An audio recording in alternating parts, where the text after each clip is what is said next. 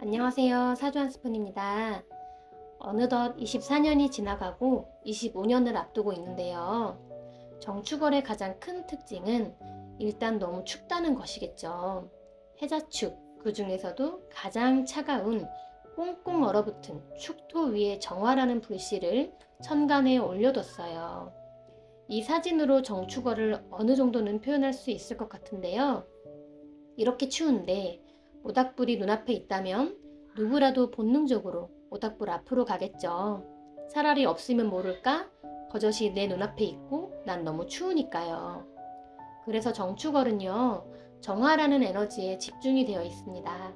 다시 말하면 똑같은 사건이 발생해도 정화 관련된 사건이 유독 체감이 클 거라는 거예요.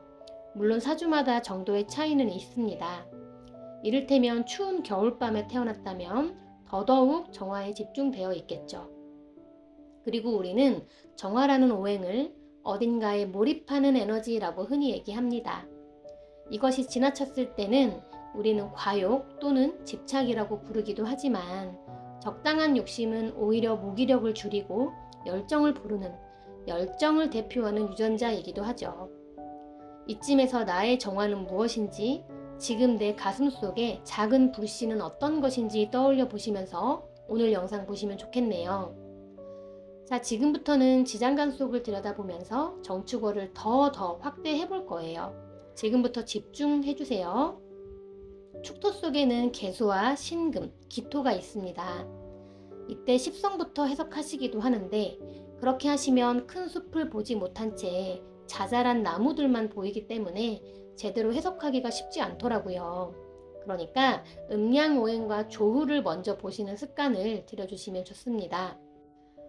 축토 속의 개수는요, 그 어떤 글자보다도 가장 차갑습니다.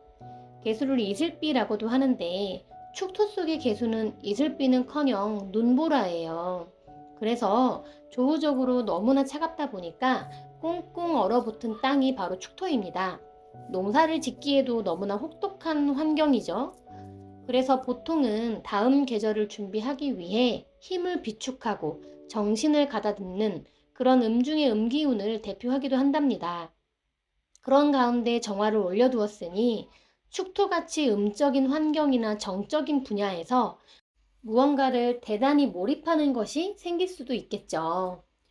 또한 정화의 입장에서 봤을 때 이 축토 속의 개수는 마치 나를 꺼뜨릴 것만 같은 너무나 버거운 에너지인데요. 정축월은 이 두 에너지가 서로 충돌을 하면서 정계충을 하겠네요. 그러면 정화가 약한 사주일수록 정화 자체는 위태롭겠지만 심리적으로는 정화에 대한 갈망이 더욱 커지게 됩니다. 다시 말해서 크고 넓게가 아닌 좁고 깊게 열중하고 몰입하는 그런 에너지가 커지는데요. 정화에 대한 사건도 유독 체감이 클 것이며 날짜로는 대략 1월 10일 언저리, 날씨가 지금보다는 한 차례 더 추워질 때 소환이겠죠. 소환을 넘어서 이런 현상이 있을 거예요. 그리고 정화에 해당하는 육친과 건강 면에서는 아무래도 유리하다 볼 수는 없기 때문에 체크해 주시는 게 좋겠습니다. 그리고 축토 안에는 신금이 있죠. 또다시 정화하고 충돌을 하며 정신충을 하겠는데요. 보통은 정화가 신금을 극할 때 정화의 뜨거운 열기 때문에 신금이 훼손되기가 쉬워요. 그런데 지지를 보시면 사축 반합을 하며 금기운이 꽤 강해졌어요. 원국에 유금이 있거나 운으로 온다면 금기운은 더욱 강해지겠죠. 그 말은 사주 원국에 따라서 해석이 달라질 수밖에 없다는 것입니다. 만약 금이 어느 정도 튼튼하다면 화급금하며 금이 재련된다 할 수도 있겠지만 정화가 강하다면 금이 강해졌다 한들 신금이 다치기도 할 겁니다. 왜냐하면 경금과 달리 신금은 하필 정화에게 매우 취약하기 때문이죠. 그렇기 때문에 내 사주에서 정화하고 신금의 힘의 세기를 잘 판단하시는 게 좋겠네요. 그리고 대운이나 원국에 수기운이 강한 분들은요, 한 가지 더 눈여겨보실 점이 있어요. 강해진 금기운으로 인해 금생수하는 현상이 있을 거거든요. 그러면 각자의 사주에 금생수가 되면 어떻게 되지를 대입해 보시면 되겠죠. 이 부분은 놓치기 쉬우니까요. 반드시 체크해 주세요. 그런데 잠깐만요. 정축월은 정확히 따지자면 갑진년 아닌가요? 왜 을사년하고 연결짓나요? 라는 생각이 드실 수 있는데요. 명리학은 자연에서부터 시작되었잖아요. 말 그대로 자연의 이치입니다. 그래서 무 자르듯이 정축월은 갑진년이야 이렇게 단정 짓기보다는요. 갑진년과 을사년 그 사이 어딘가에 흘러가고 있는구나 라고 생각하시는 게 조금 더 자연스럽습니다. 게다가 지지에서는 을사년의 사화와 사축 반합까지 되다 보니까 오히려 을사년과의 반응성이 더 크다고 보시면 되세요. 마지막으로 축토 속의 기토를 보면요. 이 기토가 병화라는 양기운을 불러오는 특징이 있습니다. 날짜로는 2월 초라고 보시면 되는데 만약 내 사주에서 병화가 좋은 역할을 한다면 그때 그 병화를 붙잡고 몰입하셔야 좋은 결과로 이어질 수 있다는 것까지도 알 수 있네요. 이렇게 해서 정축월을 큰 틀에서 살펴보았어요. 그런데 이렇게 지나가면 또 까먹기 때문에 아주 짧게 간단하게 요약할게요. 첫 번째, 정화에 집중되어 있다. 두 번째, 1월 10일 언저리 정계충을 하며 정화 관련된 사건, 체감이 클 것이다. 세 번째, 금기운이 강해진 가운데 정신충을 하니 두 세력의 힘을 잘 판단해야 되겠고요. 네 번째, 수기운이 강한 분들은 금생수 현상 놓치기 쉽다는 점 기억해 주시고요. 마지막으로 병화가 좋은 역할을 한다면 2월 초에 기토 구간에서 병화를 불러올 때 이 양기운을 더욱 붙잡고 몰입해야 좋은 결과로 이어진다라는 것까지 다시 한번 정리해 보았어요. 선생님, 그런데 그래서 어떻게 된다는 것인지 조금 어려워요 하시는 분들을 위해서 일간별로 간단하게 예를 들어서 설명해 보겠습니다. 위에서 이미 큰 틀로 살펴보았기 때문에 이제부터는 십성을 넣으셔서 해석해도 되겠네요. 가불목 일간에게 정화가 뭔가요? 네, 식상이죠. 식상은 나의 언행, 즉 일간의 스피커입니다. 정화의 에너지가 집중되어 있다는 것, 이제 우리 모두 알고 있죠. 즉, 우리 목일간 분들의 스피커가 바쁘겠다는 것쯤은 이제 예상할 수 있습니다. 그런데 하필 지지로 사축 반합하며 금기운, 즉 관성이 강해졌기 때문에 모아놨던 돈을 쓸 일이 생길 수도 있겠고요. 할 일은 되게 많고 스트레스도 많은 환경이 되겠네요. 안 그래도 스피커가 열려 있는데 스트레스를 받는 만큼 나의 스피커를 다급하게 쓸 확률도 커지게 되겠네요. 이러면 어떻게 될까요? 바쁘게 쫓기는 듯한 하루하루를 보내시다가 일은 혼자 다 해놓고 억울한 일이 생길 수 있어요. 고생은 고생대로 해놓고 인정도 못 받고 보상도 못 받고 얼마나 억울하냐고요. 저라도 너무 억울할 것 같거든요. 지금 근데 벌써부터 이러한 조짐이 보이는 우리 가불목 일간분들 많으십니다. 요 근래 들어서 특히 간목 일간분들 상담 건수가 점점 늘어나고 있어요. 근데 그 이유가 뭔지 우리는 이제 알 수 있죠. 맞습니다. 정화를 강하게 쓰려고 한다. 정화에 대한 사건이 생긴다. 즉, 내 스피커, 말 때문에 깎아먹을 수 있다라는 것이겠죠. 이것으로 인해 사람들과 문제가 생기기도 하고요. 어쩌면 공적인 변화가 생기기도 하겠죠. 게다가 만약에 수기운이 강하시다면 금생수 현상 체감된다고 했잖아요. 그 말은 조금만 참으면 인성으로 나에게 보상이 올 텐데 내가 그것을 못 참고 식상을 확 써버리기 쉬운 환경이 바로 정축월이고 그렇게 되면 수인성이 나에게 오려다가 도로 가버릴 수도 있는 거예요. 뭐야 됐다 안 좋네 이렇게 생각하실 게 아니고 그래서 어떻게 하우가 중요한 순간일 거예요. 1월에는 말 조심해야 나한테 이롭겠구나. 그리고 묵묵히 견뎌내면 보상도 받고 인정도 받을 수 있구나. 이걸 꼭 기억하시면 되세요. 물론 한 달짜리 월운이기 때문에 이게 되게 큰 사건이라고는 말하기 어려워요. 그렇지만 대략 운세가 이렇게 흘러가고 있으니까 말 조심해서 나쁠 거 없겠구나. 이렇게 생각하시면서 미리 대비하면 얼마나 좋아요. 그리고 나의 정화 스피커를요, 대외적으로 언변을 활용하시는 분들은 상당수 액땜이 되고요. 하고 싶었던 취미나 운동을 시작하시는 것도 아주 좋은 방법이니까 참고해 주세요. 다음 병정화 한번 볼까요? 병정화에게 정화는 뭔가요? 비겁이네요. 특히 병화의 경우에는 겁재이기 때문에 충동성이라던가 투자 욕심 같은 게 불쑥불쑥 올라올 수 있겠죠. 그런데 지지로는 금재성이 강해지네요. 어떤 목표가 강해졌다거나 지킬 것도 많고 하고 싶은 것도 많아지겠네요. 그런데 축토 속의 개수는 병정화에게는 너무 가혹한, 너무 추운 관성이기 때문에 메타인지 총동원하셔서 감당이 가능할 만큼만 일을 벌리시는 게 좋겠죠. 쉽게 말해서, 아, 어쩌면 과욕을 부릴 수 있겠구나. 우리 병정화 분들은 특히 그럴 수도 있겠구나. 기억해 주시고요. 더군다나 수기운이 많다? 그러면 일간에 힘도 없는데 금생수하면서 수가 너무 커집니다. 감당할 게 너무 커지는 거예요. 더 자세히 보면요.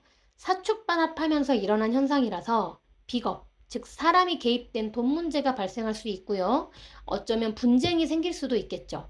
특히 병화는 나랑 친한 사람인 비견이 들어왔다가 금생수가 되는 거예요.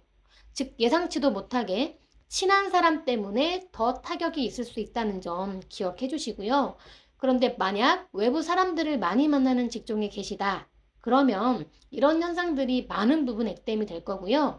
또한 사람들을 끌어모을수록 좋은 분들은 오히려 손님이 많이 찾아오게 되니까 인플루언서라든지 손님 맞이하셔야 좋은 분들은 오히려 좋을 수도 있다는 점 참고하시고요. 그런데 진상 손님도 함께 찾아온다는 점은 미리 대비해 두시는 게 좋아요. 차라리 감사한 일이죠. 그걸로 액땜 되니까요. 이렇게 각자의 상황마다 정화 비겁을 잘 활용하시길 바랍니다. 다음 무기토 볼까요? 무기토 일간에게 정화는 인성입니다. 지금까지 공을 들인 것에 대한 피드백, 즉 인정받고자 하는 기운이 상당히 강해지네요. 그러면서 지지로는 사축반합하며 금식상이 커지니 내 자격을 갖고 또는 실력을 갖고 바쁘게 움직이는 모습이에요. 어쩌면 무언가를 배우거나 가르치는 환경에 놓일 수도 있고요. 그러면서도 내가 잘하고 있는 게 맞나? 내가 그만한 실력이 있는 건가?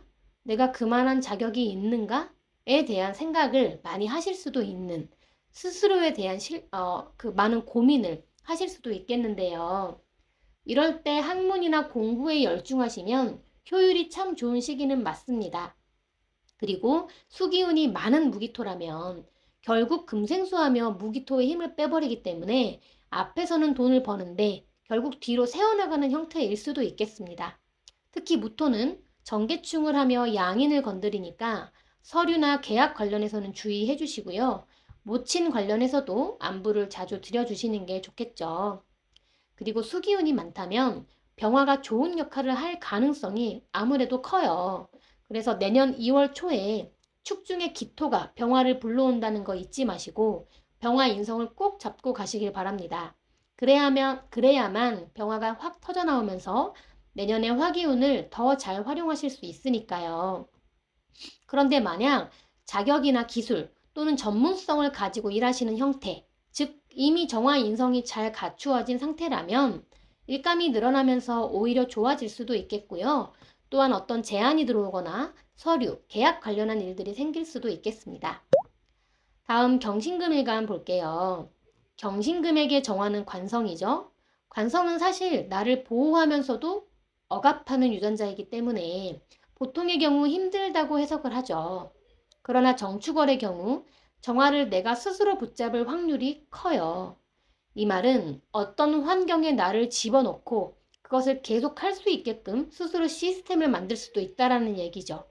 예를 들면 10kg 감량을 위해 헬스 PT를 결제해서 억지로라도 나를 집어넣는 환경, 즉 시스템의 힘을 빌리고자 하는 거예요.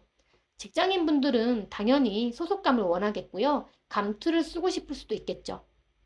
지지에서는 사축반합을 하며 금기운이 형성되니 일간의 맷집도 좋아지네요. 그런데 반전이 있어요.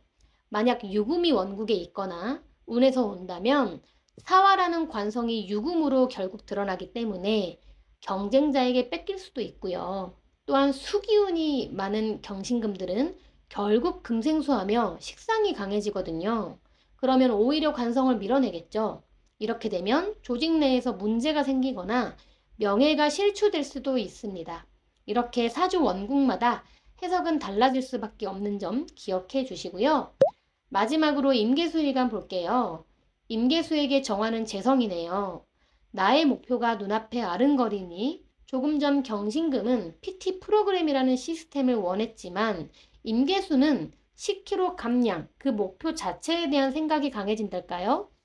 그러면서 지지로는 사축반합하면서 금 인성이 세지기 때문에 어딘가에 투자한다거나 회수되는 부분이 있다거나 직장에서 인정받거나 크고 작은 보상을 받는 그런 기운이 좀 강해지네요.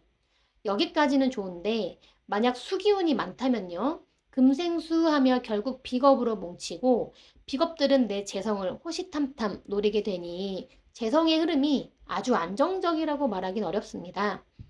그래서 동업은 반드시 신중하셔야 하고요. 또 하나 알 수 있는 사실은 수생목 목생화로 화재성을 얻을 수 있도록 목기운을 잘 써야 한다는 것까지도 알 수 있어요. 마침 을사년에는 을목이 있죠. 근데 이게 무슨 소리냐?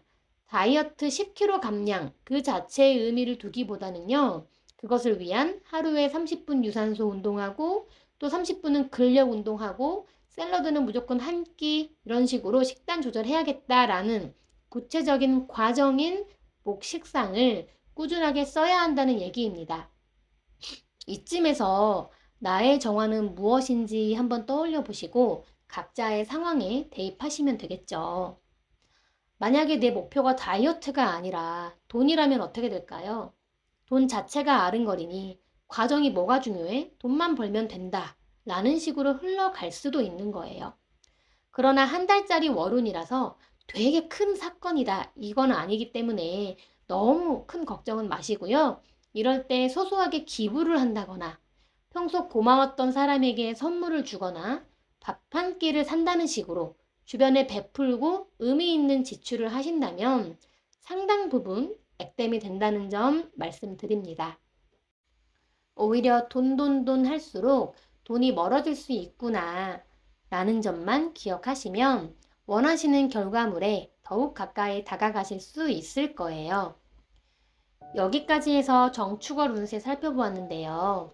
명리학을 계속 공부하다 보면 음과 양은 계속 출렁이며 순환하기에 어느 한쪽으로 치우치지 말라는 중용의 메시지를 담고 있는데요.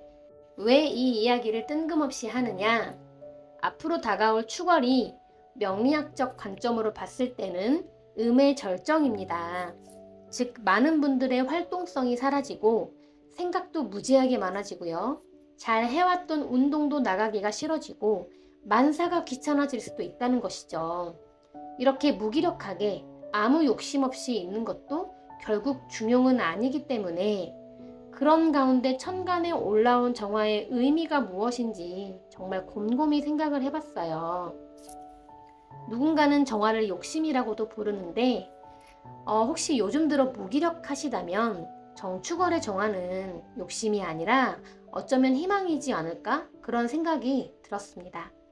이 사진 속의 모닥불처럼 엄동설한 속에서도 한 줄기 빛이 되기를 바라면서 오늘 영상 마치겠습니다. 감사합니다.